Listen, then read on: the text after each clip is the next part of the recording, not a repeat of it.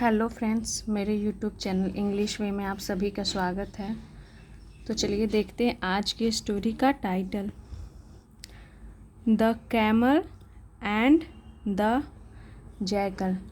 तो कैमल का मतलब हो गया ऊँट, जैकल यानी शियार,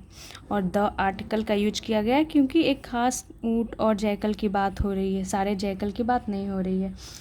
एक खास ऊँट और जैकल की बात हो रही है जो इस स्टोरी में है। तो चलिए जानते हैं क्या है स्टोरी। वंस यानी कि एक बार, a camel and a jackal, एक ऊँट और एक सियार, वर फ्रेंड्स यानी कि थे दोस्त। तो एक बार एक ऊँट और एक सियार वर फ्रेंड्स यानी कि दोस्त थे। वन डे एक दिन, the jackal took the camel, the jackal यानी कि सियार, टुक यानी ले गया, द कैमल यानी ऊँट को, to a river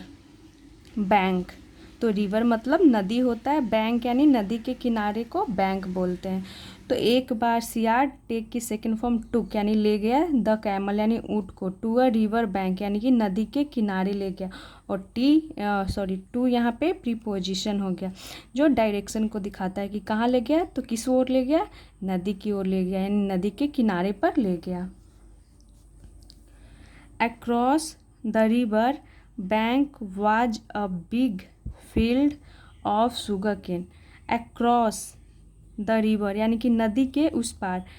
river bank यानी कि नदी के उस पार, वाज यानी था, अ बिग फील्ड एक बड़ा खेत, of sugar cane, sugar cane यानी कि ईख या फिर गन्ना जिसे बोलते हैं। तो नदी के किनारे यानी नदी के उस पार क्या था, वाज यानी था, अ बिग फील्ड एक बड़ा सा खेत था, ऑफ शुगर केन यानी कि गन्ने का खेत था।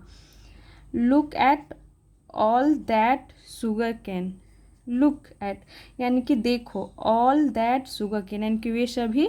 गन्ना को, यानी कि देखो नदी के उस पार ले जाता है, और क्या बोलता है कि वो नदी के उस पार क्या है, एक शुगर केन का खेत है, ऐसा सेड द जैकल यानी कि ऐसा किसने कहा, जैकल यानी कि शियार ने कहा।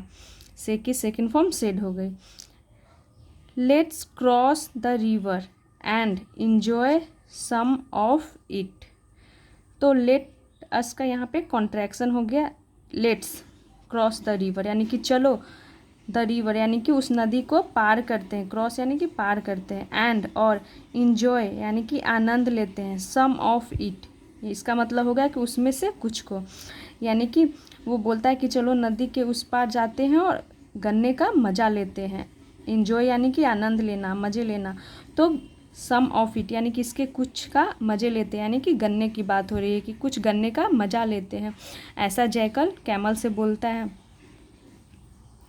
द कैमल अग्रीड यानी जो ऊँट था, अग्रीड यानी कि मान गया, तो अग्री की सेकेंड फॉर्म अग्रीड हो गई, यानी कि कैमल मान गया। अग्री का मतलब सहमत होना, और उसकी सेकेंड फॉर्म और थर्ड फॉर्म अग्रीड ही होती है, यानी कि ऊँट मान गया। बट लेकिन, माई फ्रेंड मेरे दोस्त, can you carry me on your back. तो यहाँ पे वो प्रश्न कर रहा है, पूछ रहा है कि कैन यू कैरी मी, इसीलिए यहाँ पे ये इंट्रोगेटिव सेंटेंस हो गई, इसीलिए कैन पहले यूज किया गया है, उसके बाद सब्जेक्ट। तो कैन यू कैरी मी, क्या तुम मुझे कैरी कर सकते हो, यानी कि ले जा सकते हो, कैरी करना यानी कि एक जगह से दूसरी जगह ले जाना, और कैन मॉडल वर्ब हो गया। तो कैन यू कैरी मी, क्या मुझे कैरी कर सकते हो, ले जा सकते हो, ऑन यानी कि पर, योर बैक यानी कि अपने पीठ पर, एज क्योंकि, आई कैन नॉट स्विम यानी कि मैं नहीं तैर सकता हूँ, स्विम यानी कि तैरना, एज यानी कि क्योंकि। तो एज के बहुत सारे यूज होते हैं, यहाँ पे एज का क्या सेंस आ रहा है, क्योंकि, क्योंकि आई कैन नॉट स्विम यानी मैं तैर नहीं सकता हूँ। Again the camel readily agreed, again यानी कि फिर से, द कैमल यानी कि ऊँट, रेडली, रेडली का मतलब हो गया सहज, यानी कि सहज, अग्रीड यानी कि वो तुरंत मान गया, तो वो क्या हो गया, वो फिर से मान जा गया, अगेन यानी कि वो फिर से मान जाता है, कौन, कैमल यानी कि ऊँट। सो इसीलिए, they both went across the river, इसीलिए दे बोथ यानी कि वे दोनों, वेंट यानी कि चले गए, क्रॉस द रिवर यानी कि नदी के पार वो चले गए, with the jackal on the camel's back, with the jackal यानी कि सियार के साथ, ऑन द कैमल्स बैक यानी कि कैमल के पीठ पर, एपोस्ट्रॉफी ए से यानी कि ऊँट के पीठ पर, यानी कि ऊँट के पीठ पे बैठ करके सियार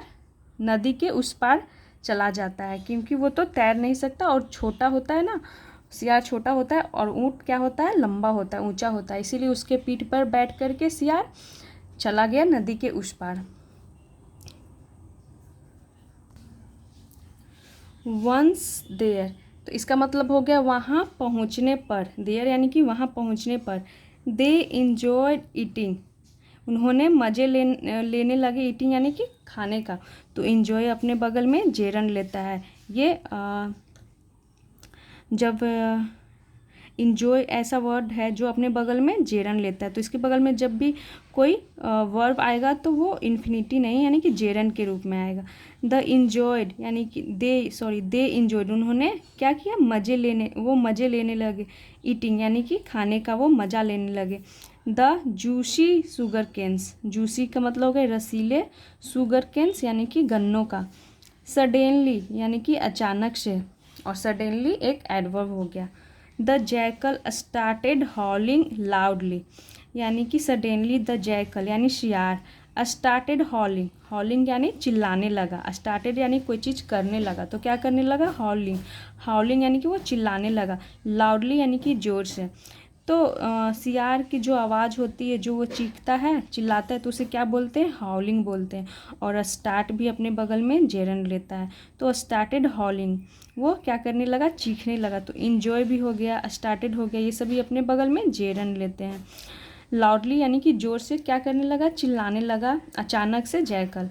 द कैमल गॉट अलार्म्ड, जो ऊँट था, गॉट अलार्म्ड, वो चिंतित हो गया, अलार्म्ड यानी कि चिंतित हो गया। हश हश यानी कि ऐसे जब हम बोलते हैं ना किसी को चुप कराते हैं तो हश हश चुप चुप ऐसे बोलते हैं ना, तो वैसे ही ये कैमल बोलता है चुप चुप। Do not make so much noise, do not यानी कि मत करो, मेक अ नॉइज का मतलब होता है शोरगुल करना, हल्ला करना।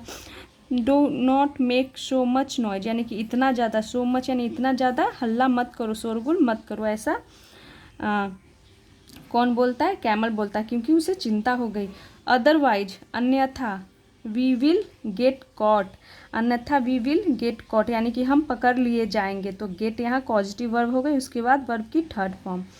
तो हम पकड़ लिए जाएंगे यानी कि चुप हो जाओ अन्यथा हम लोग पकड़ लिए जाएंगे, ऐसा कैमल बोलता है। वार्न्ड द कैमल, वार्न यानी कि उसने चेतावनी दी, द कैमल, कैमल ने चेतावनी दी, तो यहाँ पे आर साइलेंट होता है, इसे क्या पढ़ेंगे, वार्न्ड, यानी कि द कैमल, कैमल ने चेतावनी दी किसे, जैकल को, क्योंकि जैकल क्या था, वो क्या करने लगा था, वो चिल्लाने लगा था खाते खाते अचानक से। But the jackal had finished eating, लेकिन सियार हैड फिनिश्ड यानी कि वो फिनिश्ड कर लिया था, खा लिया था, ईटिंग यानी कि खाना, वो खाना ख़त्म कर लिया था, वो खा लिया था। और ये सेंटेंस हो गई पास्ट परफेक्ट की सेंटेंस हो गई, जिसमें हम हैड वर्ब की थर्ड फॉर्म का यूज करते हैं। But the jackal had finished यानी कि जैकल ने फिनिश्ड कर लिया था यानी ख़त्म कर लिया था, ईटिंग यानी कि उसने खाना ख़त्म कर लिया था, और फिनिश भी अपने बगल में जेरन लेता है, तो देख सकते हैं यहाँ आईएनजी फॉर्म में यूज किया गया है ईटिंग, ईट को, तो उसने अपना खाना ख़त्म कर लिया था, सो इसीलिए ही जस्ट स्ट्रगल्ड, वह केवल स्ट्रगल्ड यानी कि वह केवल संघर्ष कर रहा था। एंड सेड और कहा, यू सी यानी कि देखो, इट इज़ माई हैबिट, यानी कि देखो, इट इज़, यू सी यानी कि तुम देखो, इट इज़ माई हैबिट, यह मेरी आदत है। टू हॉल यानी कि चीखना, चिल्लाना, और यहाँ पे टू इन्फिनिटी हो गया, तो देखो यह मेरी आदत है, हैबिट यानी कि आदत है। आफ्टर मील्स यानी कि भोजन के बाद, यानी भोजन के बाद क्या करना, चीखना मेरी आदत है, ऐसा जैकल बोलता है। एंड और आई कांट हेल्प इट, तो यहाँ पे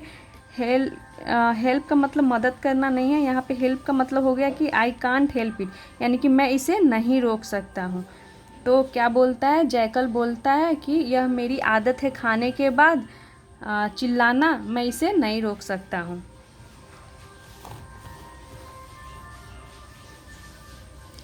एंड और ही कंटिन्यूड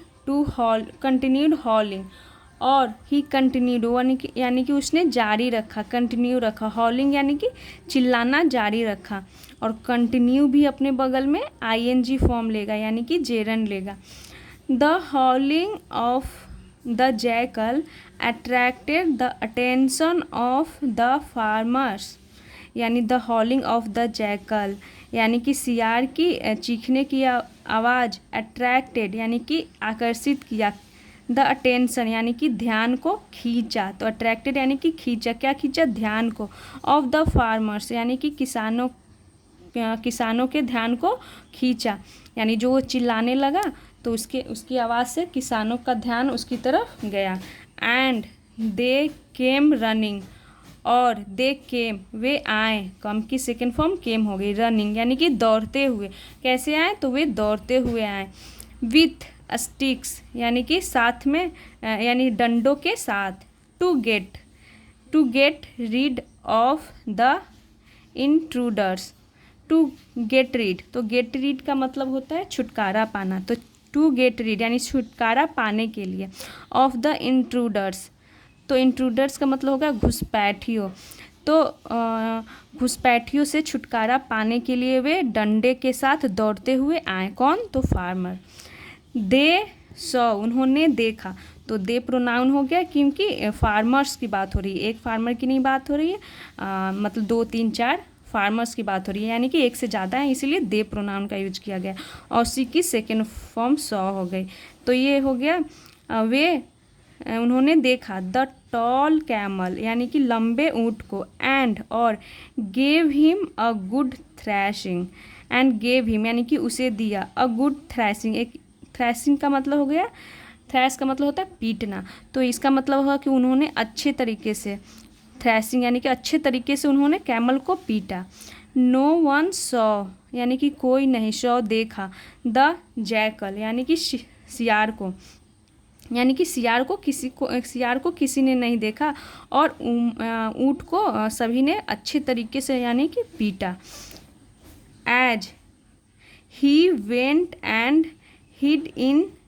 द बुशेस, एज क्योंकि ही वेंट वे चला गया, एंड हिड हाइट की सेकेंड फॉर्म हो गई हिड, और छिप गया, इन द बुशेस यानी कि झाड़ियों में, क्योंकि वो झाड़ियों में जाकर छिप गया था, इसीलिए कोई भी फार्मर उसे देखा नहीं, और ऊँट बेचारा वो पिट गया। The poor camel had to leave the field, the poor camel यानी कि बेचारा ऊँट, हैड टू लीव यानी कि छोड़ना पड़ा, द फील्ड यानी कि खेत को, एंड वेंट बैक वापस जाना पड़ा, टू क्रॉस द रिवर यानी कि नदी को क्रॉस करने के लिए, पार करने के लिए उसे वापस जाना पड़ा है, हैड टू यहाँ पे हो गया मजबूरी को दिखाता है, बेचारा पेट तो भरा नहीं था, वो खा ही रहा था तो पिट गया, और उसे नदी पार करने के लिए वापस जाना पड़ा, तो ये पास्ट की इसीलिए हैड टू का यूज किया गया, अदरवाइज हम हैज़ टू का यूज करते हैं।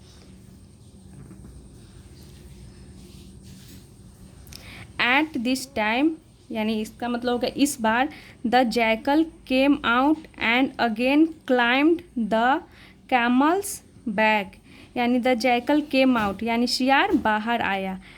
एंड अगेन और फिर से, क्लाइम्ड यानी कि चढ़ गया, द कैमल्स बैक यानी कि कैमल के पीठ पर, बैक यानी कि पीठ पे, अपोस्ट्रोफी ऐसे यानी ऊँट के पीठ पे वो फिर से आया और चढ़ गया, क्योंकि अब वापस जाना था, तो वो आकर के फिर से जैकल ऊँट के पीठ पे बैठ गया। बट लेकिन the camel was very angry with his no good friend, लेकिन द कैमल यानी कि ऊँट, वाज यानी था, वेरी एंग्री बहुत गुस्सा था, विथ यानी से, हिज नो गुड फ्रेंड यानी कि अपने नो गुड फ्रेंड का मतलब है बुरे दोस्त से वो बहुत ही गुस्सा था, एंग्री यानी गुस्सा था, सो इसीलिए व्हेन दे रीच्ड जब वे पहुँचे, the middle of the river यानी कि नदी के किनारे, मिडिल यानी कि बीच में, मिडिल यानी कि बीच में, जब वे नदी के बीच में पहुँचे, the camel started rolling in the water, यानी जो ऊँट था स्टार्टेड रोलिंग, यानी कि वो लौटने लगा, रोलिंग यानी लौटने लगा, और स्टार्ट अपने बगल में जेरन लेता है, इसलिए रोल की जगह पे आईएनजी रोलिंग हो गया। यानी कि ऊँट क्या करने लगा, स्टार्टेड यानी कि करने लगा, रोलिंग यानी लौटने लगा, इन द वाटर यानी पानी में वो लौटने लगा। The jackal shrinked in fright and said, यानी ऊँट श्रिक्ड, यहाँ पे श्रिक्ड यानी कि इसका मतलब हो गया कि ऊँट चिल्लाया, चीखा, इन फ्राइट यानी कि वो डर से चीखा चिल्लाया, एंड सेड और कहा, स्टॉप स्टॉप रुको रुको, व्हाट आर यू डूइंग, यानी इसका मतलब हो गया व्हाट आर यू डूइंग, तुम क्या कर रहे हो। नाउ द कैमल सेड, अब ऊँट ने कहा, से कैमल सेड, से की सेकंड फॉर्म सेड हो गई, यानी ऊँट ने कहा, वेल ठीक है, इट इज़ माई हैबिट, यह है मेरी हैबिट यानी यह मेरी आदत है, टू रोल यानी कि लौटना, इन वाटर यानी कि पानी में, आफ्टर एवरी मील यानी कि हर भोजन के बाद, आफ्टर यानी बाद, तो क्या बोलता है कि कैमल बोलता है कि यह मेरी आदत है खाने के बाद पानी में लौटना, ऐसा कैमल बोलता है। एंड और I just can't help it, और I just can't help it यानी कि मैं इसे नहीं रोक सकता, यानी मैं अपने आप को खुद को ऐसा करने से नहीं रोक सकता। तो जैसा सियार ने किया था वैसा ही ऊँट ने भी किया कि मेरी खाने के बाद क्या आदत होती है कि मैं भी पानी में लौटता हूँ, तो मैं ऐसा करने से खुद को नहीं रोक सकता हूँ। The jackal fail in the water, यानी जो सियार था फेल, फॉल की सेकेंड फॉर्म फेल हो गई, गिर गया, इन द वाटर यानी पानी में वो गिर गया, एंड और tried his best to swim, और उसने ट्राइड की यानी कोशिश की, हिज बेस्ट यानी कि उसने बहुत कोशिश की, टू स्विम यानी कि तैरने की, बट लेकिन फाइनली यानी कि फाइनली का मतलब है अंततः, आखिरकार, ही ड्राउंड यानी कि वह डूब गया। तो उसने बहुत कोशिश की तैरने की, लेकिन आखिरकार वो डूब गया। यहाँ पर देख सकते हैं ये डूब रहा है जैकल। तो इसका मोरल देखते हैं, इसका मोरल है as you sow shall you reap. तो यह एक इडियम है, बहुत ही प्रसिद्ध इडियम बोल सकते हैं, बहुत ही फेमस है ये। इसका मतलब हो गया जैसा बोओगे वैसा काटोगे। तो यहाँ पे शो मतलब बोना होता है, रिप यानी काटना, और फ्रेजेज और इडियम का हम वर्ड टू वर्ड ट्रांसलेट नहीं कर सकते हैं, तो इसका बनाया आता है कि इसका ये मतलब ये होता है। तो जैसा तुम बोओगे वैसा तुम काटोगे, तो यहाँ पे फसल काटने की बात नहीं हो रही है, मतलब हो यहाँ पे इसका मतलब है कि जैसा आप दूसरों के साथ बिहेव करोगे वैसा ही लोग आपके साथ बिहेव करेंगे। क्योंकि जैकल उसके साथ कैसा बिहेव किया, वो चाहे तो कुछ देर रुक सकता था या वहाँ से अलग जाकर कुछ कर सकता था, लेकिन वो नहीं माना और वो चिल्लाने लगा, तो वो फार्मर आ जाते हैं और बेचारा ऊँट को पिटाई लग जाती है इसे। तो इसीलिए इसका मोरल लिखा गया as you sow shall you reap, यानी कि जैसा बोओगे वैसा काटोगे। तो ये थी आज की स्टोरी। आई होप आप लोगों को अच्छा लगा हो। तो ऐसे ही और वीडियोस देखने के लिए मेरे चैनल को सब्सक्राइब करें और वीडियो को लाइक करें। Thanks for watching.